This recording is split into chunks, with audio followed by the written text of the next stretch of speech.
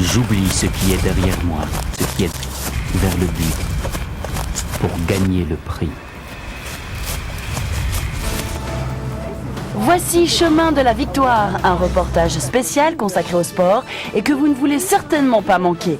Rencontrez le champion de boxe poids lourd Evander Holyfield, la star de la NBA Asi Green, la légende vivante de l'athlétisme Carl Lewis, les footballeurs nigérians Taribo West et Kanu et bien d'autres athlètes de haut niveau du monde entier.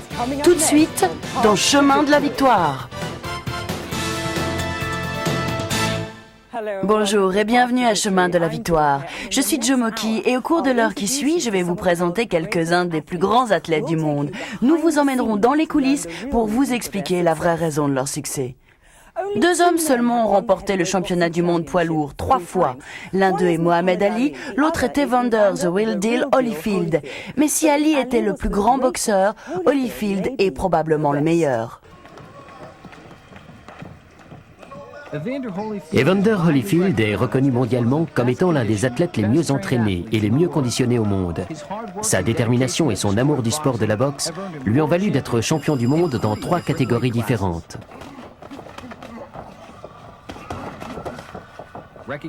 Reconnus comme les plus grands sportifs de tous les temps, Holyfield et Mohamed Ali sont les seuls à avoir remporté 3 fois le titre de champion poids lourd dans toute l'histoire de la boxe.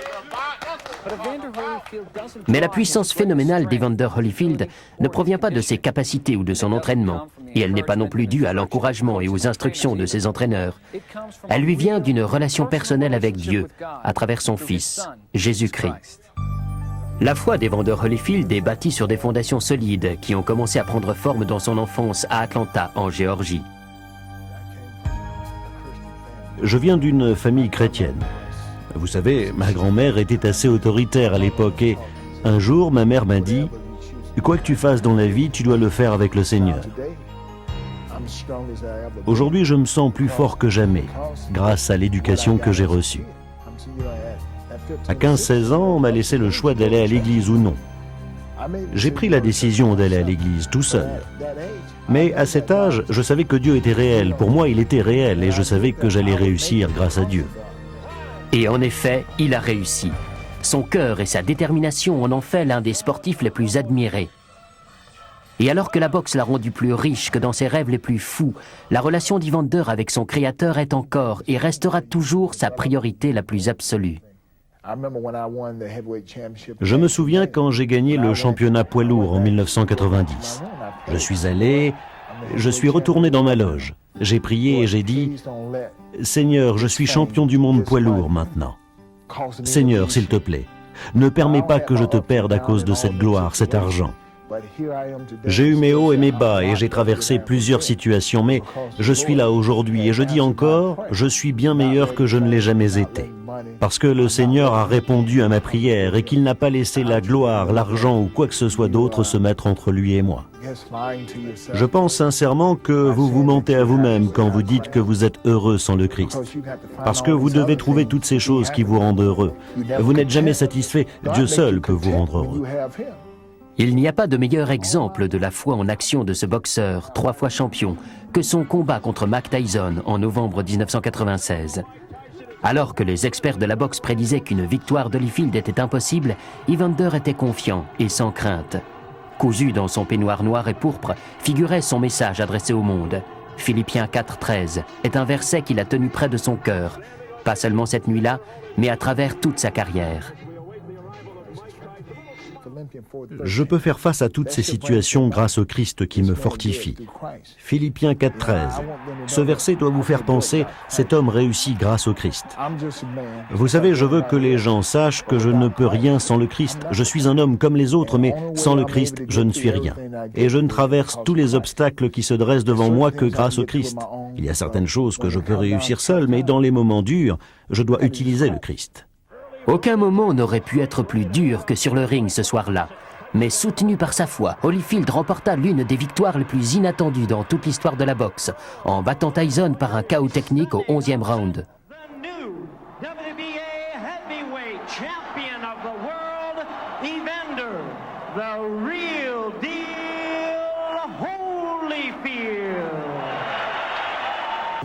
Je me fiche que les gens aient cru que j'étais incapable de gagner. Il y a une chose très importante que je veux que vous sachiez tous. Vous pouvez m'exclure, mais je crois en Jésus. Et parce que je crois en Jésus, je me remets facilement. J'ai perdu 2 fois. J'ai perdu 2 fois le titre. Et il n'y a qu'une seule chose qui aurait pu m'arrêter, si je ne croyais plus en moi.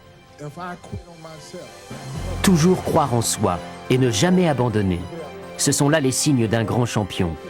Mais Evander sait que c'est sa foi inébranlable en quelque chose de supérieur qui lui a permis de gagner. Pas seulement aux yeux du monde, mais aux yeux de Dieu aussi. En aucune façon, je ne peux imaginer ou croire que je serais la personne que je suis sans le Christ. J'ai grandi avec la certitude que trop de choses arrivaient aux autres et pas à moi, grâce au Christ. Ainsi, il n'y a pas l'ombre d'un doute. Si Christ n'était pas dans ma vie, je ne serais probablement pas vivant. Mais je le suis et je remercie Dieu et je lui rends gloire pour ce que je fais. Et pourquoi Evander encouragerait-il les autres à suivre le Christ? Si tu aimes quelqu'un, tu veux lui donner ce qu'il y a de mieux. Et tu sais, si je regarde une personne et que cette personne dit « Que peux-tu me donner pour m'aider ?» Je te donne la parole de Dieu. Dieu veut que tu crois en lui. Il veut que tu aies une relation personnelle avec lui, qui t'apportera la paix.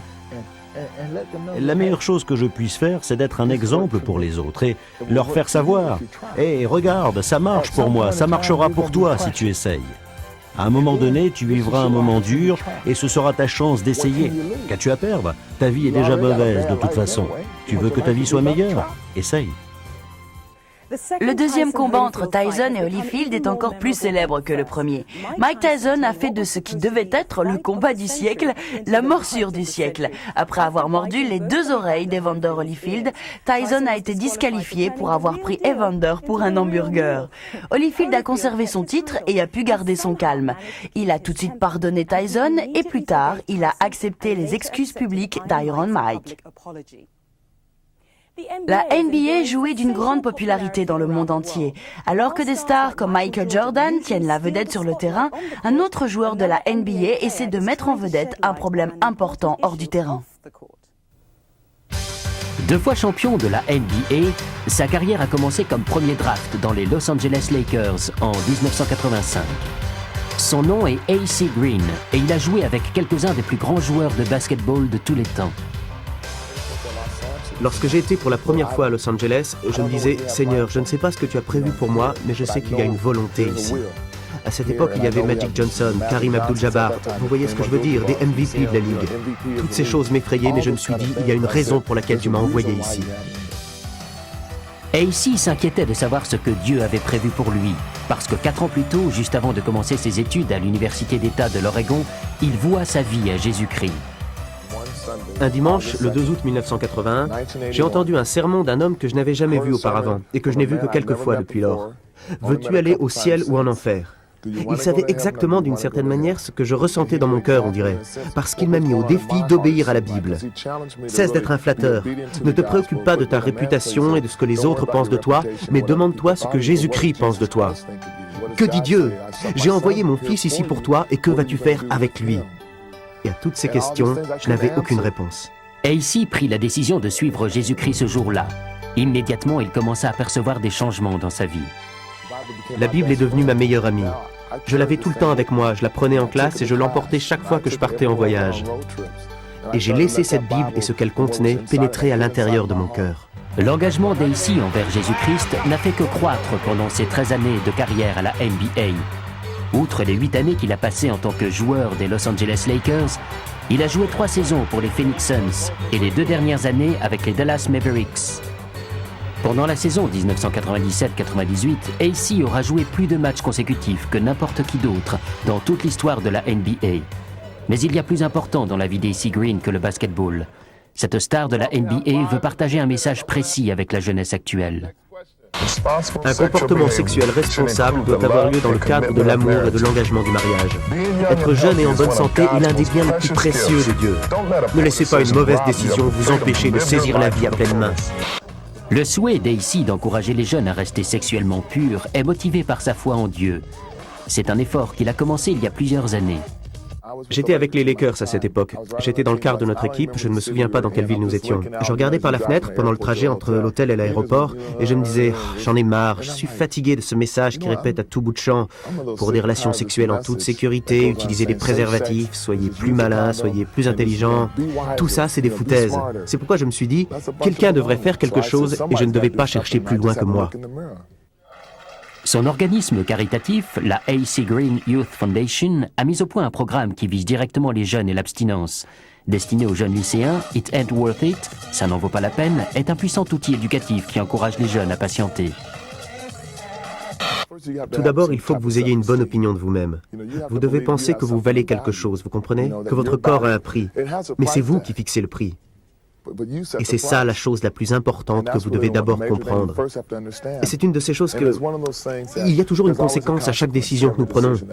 C'est vrai qu'un préservatif protège des grossesses et des MST, mais un préservatif ou une autre forme de contraception n'empêche pas une personne d'avoir le cœur brisé ou de voir un rêve s'envoler.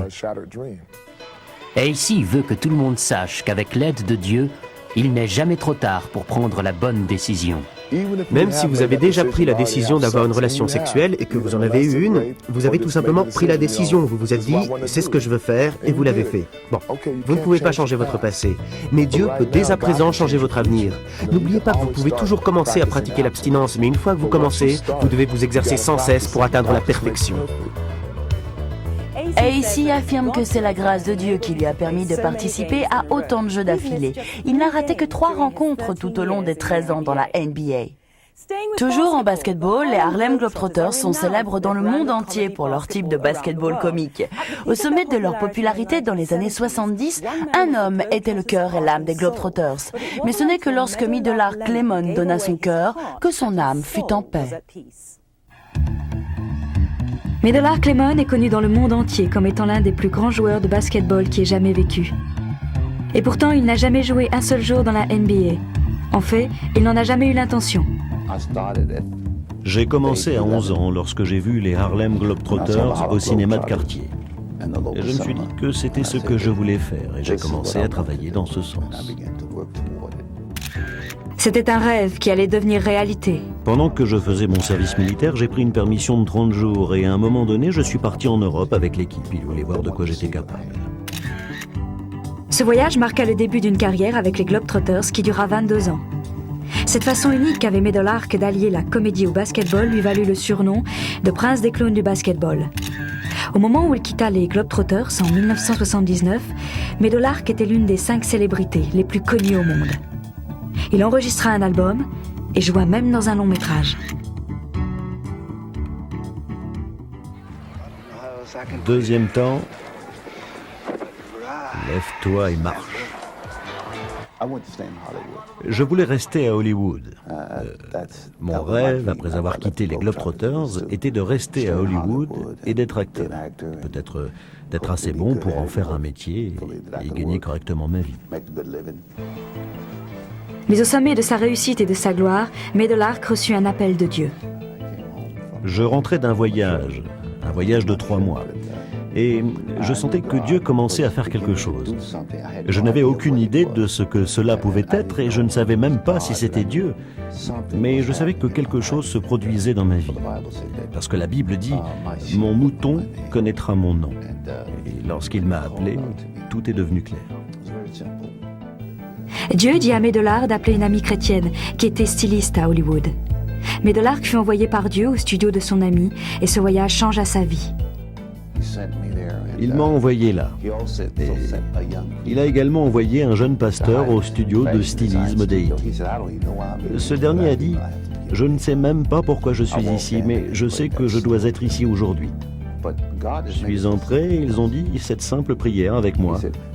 Et Dieu a fait en sorte que tout soit si simple. Il a dit « Crois que Jésus-Christ, loin est son onction, et le Seigneur de tous par ta foi. » Et il a rendu tout si simple. Il a dit « Dis-le simplement avec ta bouche et crois-le dans ton cœur, qu'il fera et peut faire. » Et a fait tout ce qu'il a dit qu'il ferait. Depuis ce jour, en 1979, Meadowlark sert Dieu en tant que ministre et philanthrope. Il va à la rencontre des gens à travers le monde pour partager l'amour de Dieu. Meadowlark est resté fidèle à son surnom, prince des clowns du basketball. Très bientôt, il jouera dans la 10 000e rencontre de sa carrière. Mais qu'il joue pour sa propre équipe, Middle Arcs All Stars ou les Harlem Globetrotters, ce prince des clowns sait que c'est le roi des rois qui fait que tout ceci est possible. Je crois de tout mon cœur que Dieu a construit ce véhicule pour moi.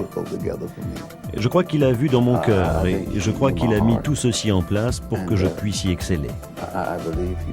Et lorsque Dieu a ouvert une porte, personne ne peut fermer cette porte. Et lorsqu'il ferme cette porte, personne ne peut l'ouvrir.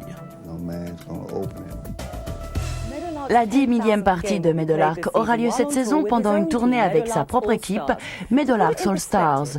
À titre de comparaison, Michael Jordan devrait jouer 200 fois pendant 50 ans pour atteindre le record établi par Meadowlark Lemon.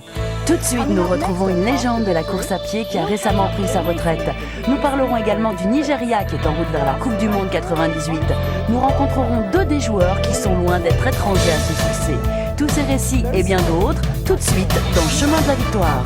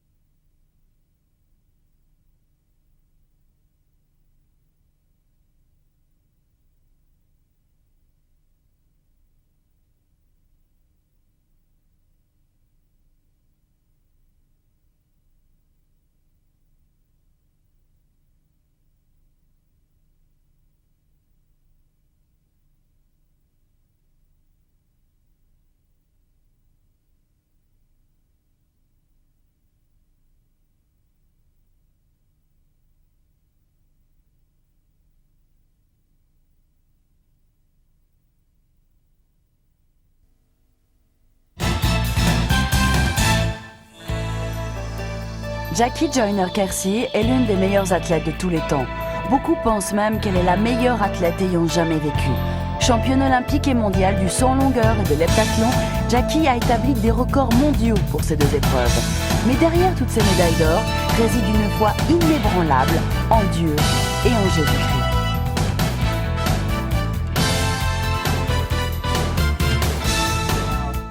Je suis chrétienne et je crois en Dieu.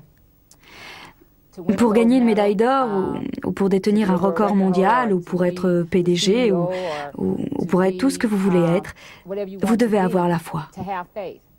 Je pense qu'il y a un diable, tout comme je crois qu'il y a un Dieu. Mais je me fiche de ce que le diable est en train de faire, pour autant que je reste, je veux dire que je marche aux côtés de Dieu et que je sais que tout va bien se passer. Après cet athlète qui est l'un des meilleurs athlètes féminins, passons à présent au meilleur des athlètes masculins, Carl Lewis. Tout au long de sa carrière, il n'a pas eu d'égal à la course et au saut en longueur. Pendant plus d'une décennie, il a été l'athlète le plus décoré. Mais comment Carl Lewis a-t-il pu faire de la compétition si longtemps? Voici la réponse. Il est probablement le meilleur athlète de tous les temps. Carl Lewis s'est illustré pour la première fois en 1984. Aux Jeux Olympiques d'été à Los Angeles. Il y remporta 4 médailles d'or, marchant ainsi dans les pas du légendaire Jesse Owens. Ensuite, Carl Lewis ajouta 5 médailles d'or et 1 médaille d'argent supplémentaire à sa collection de médailles olympiques. Il établit de nouveaux records olympiques pour le saut en longueur et le 100 mètres. Aux Jeux de 1992 à Barcelone, il brisa un nouveau record avec son équipe dans un relais 4 x 100 mètres. À Atlanta en 1996, beaucoup se demandèrent même pourquoi il participait aux Jeux. Mais Carl Lewis fit une nouvelle fois preuve de son esprit de grand champion et fit taire ses détracteurs. Au cours de l'un des moments les plus inattendus et dramatiques des Jeux Olympiques, Carl décrocha la médaille d'or du saut en longueur. Avec une carrière englobant près de 2 décennies, beaucoup se sont demandé comment il a tenu le coup. Quel est le secret de sa réussite et qu'est-ce qui explique qu'il soit resté si longtemps? Si vous êtes un athlète et que vous faites de la compétition, il y a des jours où vous allez gagner, des jours où vous perdez, des jours qui sont bons, des jours qui sont mauvais. Mais la seule constante a été ma foi. Et j'ai eu la chance de pouvoir faire appel au Seigneur de très nombreuses fois pour m'assurer que tout le monde était en bonne santé, pour être sûr d'être au mieux de mes possibilités. Et j'ai également demandé à comprendre les jours qui étaient durs. Mais je remercie le Seigneur pour les jours qui sont positifs, qu'il s'agisse d'une bonne course ou simplement parce que j'ai accompli quelque chose de bien. Ainsi, ma foi a été importante parce que c'est une constante dans ma vie. Et elle m'a permis d'être plus stable et de ne pas me tracasser pour un tas de choses pour lesquelles les gens se tracassent habituellement. Cet athlète, 8 fois champion du monde, a accepté le Christ dans sa vie en 1981. C'est une décision qui a donné à Carl Lewis un sens et un but à sa vie. Vous savez, les gens autour de moi ont toujours veillé après moi et ils m'ont toujours supporté et ils me disent toujours de me tourner vers le Seigneur et de le garder dans mon cœur. Et ça fait une énorme différence.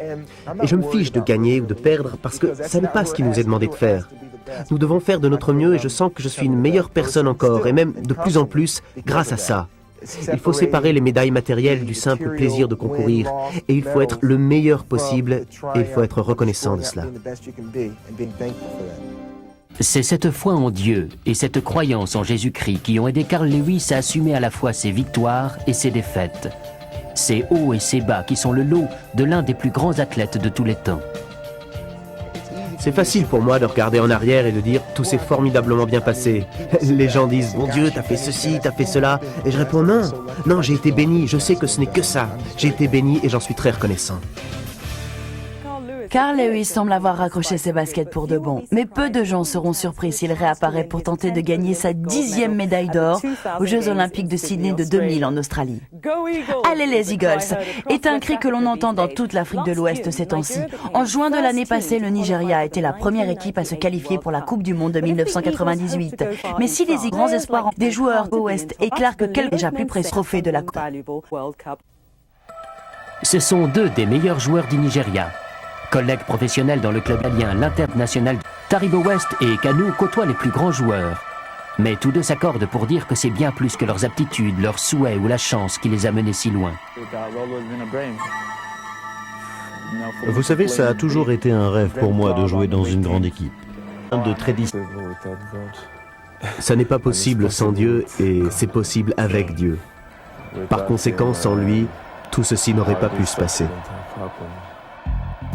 Taribo et Kanu ont dû surmonter de nombreux obstacles pour en arriver là où ils sont maintenant. C'est leur foi en Dieu qui les a aidés. Dieu a quelque chose pour moi d'incroyable. Quelque chose, mais je ne sais pas comment remercier et rendre gloire à Dieu, parce que je ne sais même pas quel cadeau lui offrir. Parce que je sais que j'ai commencé, je sais où je suis maintenant. Peut-être que beaucoup de personnes croient en un tas de choses, mais en ce qui me concerne, je crois que sans lui, tout ce succès ne serait jamais arrivé. Récemment, Kanu s'est trouvé confronté à la possibilité d'une fin prématurée de sa carrière. Suite à un grave problème cardiaque, il a dû se faire opérer. Kanu remercie plus que les docteurs pour sa guérison. Principalement, je tiens à remercier Dieu. Je suis de nouveau en forme et je suis très très heureux. Personne d'autre que Dieu ne m'a guéri. Moi et ma famille, nous croyons en Dieu et nous savons qu'avec Dieu, tout est possible, grâce à Jésus-Christ. Ainsi, rien n'a changé. Depuis mon succès, je crois toujours en lui et je suis optimiste. Je savais qu'il pouvait me guérir et me ramener à la vie. Et finalement, mon rêve est devenu réalité. Mais une relation avec Dieu et la foi en Jésus-Christ ne sont pas réservées uniquement aux grands athlètes et aux grands footballeurs de la Coupe du Monde. Kanu et Taribo savent que Dieu existe et que vous aussi, vous pouvez bénéficier d'une telle relation. C'est ce que je dis à tout le monde, vous savez. Vous devez croire et ensuite vous serez sauvés. Moi, je prie toujours. Je lis toujours ma Bible. Et depuis que je suis né, je crois en lui et je croirai en lui jusqu'à ma mort. Je remercie Dieu et je rends gloire à Dieu parce qu'il a été ma force et qu'il a été mon protecteur. Il a été mon ange gardien pendant tout ce temps-là. Si vous croyez en Dieu et que vous décidez de changer votre vie pour suivre Jésus-Christ et être béni, vous verrez la différence. Taribo et Kanu sont convaincus que le Nigeria fera une brillante prestation en France. Ils pensent que les performances des Eagles montreront au monde la puissance du football nigérian. Jules de Richpe a été l'un des plus grands compétiteurs en arts martiaux au monde. Pendant des années, il a été le champion national de karaté du Suriname en Amérique du Sud. Et on pourrait penser qu'un homme comme Jules ne courbe l'échine devant personne. Eh bien, détrompez-vous. J'ai été champion du Suriname pendant quelques années, champion invaincu pendant quelques années. J'ai été à l'étranger, aux États-Unis, en France, même au Mexique. Et mon plus grand exploit a été le championnat du monde. Et je me sentais bien. À l'époque, je pensais, ça y est, c'est ça la vie.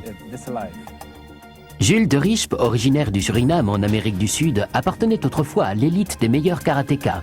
Il a même terminé dans les 16 premiers dans la catégorie poids lourd au championnat du monde de karaté en 1990. Le karaté était ma religion à cette époque. Je me souviens que l'entraînement du dimanche matin était particulièrement important. Rien ne doit vous empêcher de vous entraîner le dimanche matin. Pas même l'église, pas même l'école, pas même votre mère. Rien. Parce que le karaté est la chose la plus importante.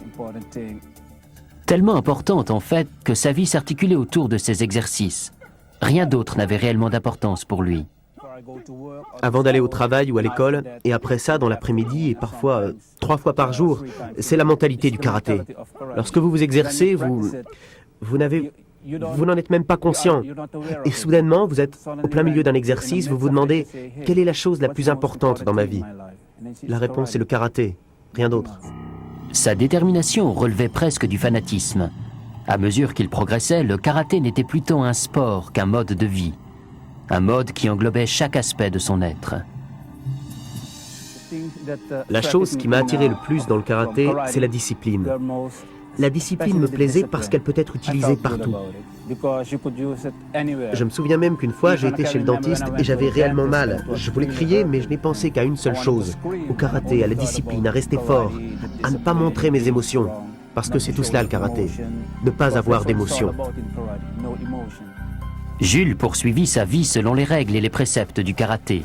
Mais dans le même temps, des conversations avec un ami chrétien commencèrent à attiser sa curiosité par rapport à un autre style de vie. Une vie qui le changerait pour l'éternité. Et cette fois-là, il sortait d'un grand magasin et je l'ai vu à la sortie et je lui dis « Non, pas aujourd'hui, j'ai pas envie de ces salades sur Jésus. » Alors il m'a parlé de Job et il a dit « Essaye de lire ça, cette histoire sur Job. » J'ai dit « Ok, je vais le faire. » Cette nuit-là, je n'avais rien à faire. J'ai pris une Bible et j'ai commencé à chercher après Job. Et je ne le trouvais pas. Et j'ai dit, Seigneur, si tu existes réellement, fais que je trouve Job. J'ai ouvert la Bible et je suis tombé pile sur Job. Je l'ai refermé tout de suite et j'ai dit, non, ça n'est pas possible. Convaincu que son expérience n'était rien d'autre qu'une simple coïncidence, Jules poursuivit sa vie en tant que champion de karaté du Suriname. Mais il ne fallut pas longtemps avant qu'il ne fasse l'expérience d'une autre intervention divine dans sa vie. Et cette fois, elle lui apparut sous la forme d'une manifestation physique qu'il ne pouvait pas ignorer. J'étais sur le point de sortir, tout était prêt, et puis soudainement j'ai senti une douleur ici. Je me suis dit, qu'est-ce qui m'arrive? Et la douleur est partie, et puis quelques secondes plus tard, elle est revenue. Mais la douleur était plus forte. Je me suis dit, qu'est-ce qui m'arrive? Je ne vais pas avoir une crise cardiaque, pas moi, c'est bon pour les vieux. Et tout à coup, je suis tombé au sol et je ne pouvais pas atteindre le téléphone parce que je voulais appeler quelqu'un. Je voulais crier, avertir les voisins, mais je ne parvenais pas. Je ne pouvais rien dire. J'ai dit, Seigneur, si tu existes réellement, cette fois, je te donne ma vie, Jésus. Si tu es là, aide-moi et je ferai tout et je changerai ma vie comme je l'ai promis plusieurs fois. Mais cette fois-ci, je le ferai. Et soudainement, la douleur est partie. Toutes ces choses que j'avais... Tout ce que j'avais accompli dans ma vie, rien de cela n'a pu me sauver. La seule chose qui a pu me sauver à ce moment, c'est Jésus. Au moment où j'ai dit, Seigneur, je suis à toi. Jules sut immédiatement que quelque chose avait changé dans sa vie. Il avait l'impression d'être une nouvelle personne. Maintenant, il servait un autre maître, mais en son cœur, il savait qu'il allait devoir délaisser son ancien maître, le karaté. Lorsque j'ai donné ma vie à Jésus, je me suis dit, il y a plus que le karaté. Le karaté ne m'intéressait plus. Ma mère me disait, Jules, qu'est-ce qui se passe? Je répondais, je ne sais pas. Je ne sais pas, ça ne me plaît plus. J'ai donc cherché des livres et j'ai fait des recherches sur le karaté et les arts martiaux.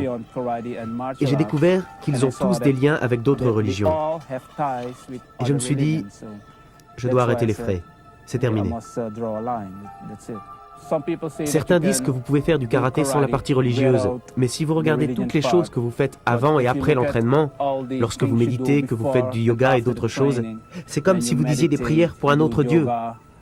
Mais également, si vous mettez quelque chose à la place de Dieu, ça peut être le karaté, ça peut être votre boulot, ça peut être votre voiture, votre sport, n'importe quoi. Et vous ne pouvez pas servir deux seigneurs à la fois. Il n'y a qu'un seul Dieu. Maintenant, Jules sert Dieu avec tout son cœur. Il sait que c'est l'amour et la puissance de Dieu qui ont fait une différence dans sa vie. Il est impatient d'expliquer aux autres comment ils peuvent également faire l'expérience d'une relation personnelle avec Dieu à travers son Fils, Jésus-Christ, qui apportera le bonheur et un sens à leur vie. Je ne veux pas revenir à cette vie. Je suis heureux quand je me lève le matin. Avant de sortir, je prie et alors je suis sûr que ma journée se passera bien. Lorsque le Seigneur placera sa main sur vous, il finira ce qu'il a commencé. Il nous aime tous. Même si vous ne l'acceptez pas comme votre maître, il vous aime et il veut que vous deveniez l'un de ses enfants.